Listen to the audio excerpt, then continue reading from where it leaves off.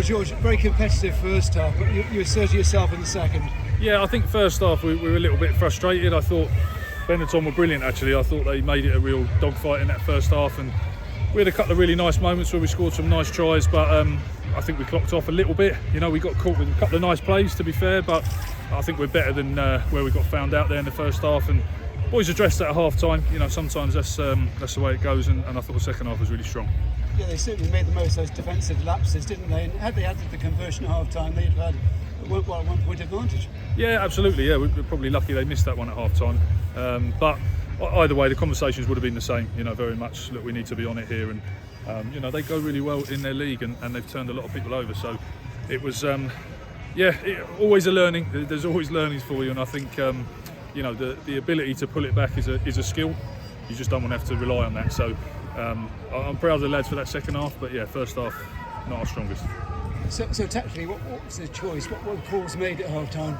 I don't think it was really about changing the tactics. It was more just about being clinical with what we're doing and just staying in the game. You know, we just felt there was a couple of times we clocked off in the first half, and you know, teams open you up, and they did. So that was it. There was no major change. Just switch on a little bit.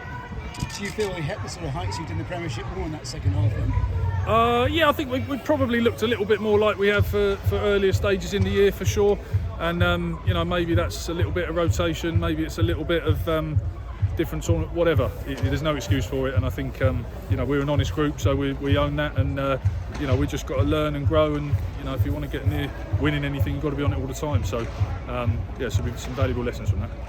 How do you feel you're placed in the group now? How do I feel you're placed in the group now? I don't know, because I don't know what else has happened. You know, with Leon and Newport. So. Okay, Leon are on 9, so we'll be second in the group. Yeah, so I'm quite happy with that. You know, I think that's pretty much everyone in the squad has got a bit of European rugby already in the first 2 games, and fingers crossed that the tournament continues and we get to play the games as we've planned out. So we'll see.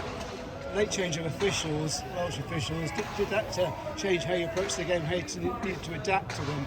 Yeah, I think one of the beauties and the challenges of European rugby is the change in officials, and every league has slight differences in what they focus on. But I thought it was really good today, actually. Yeah, late change, and I thought it was really professional.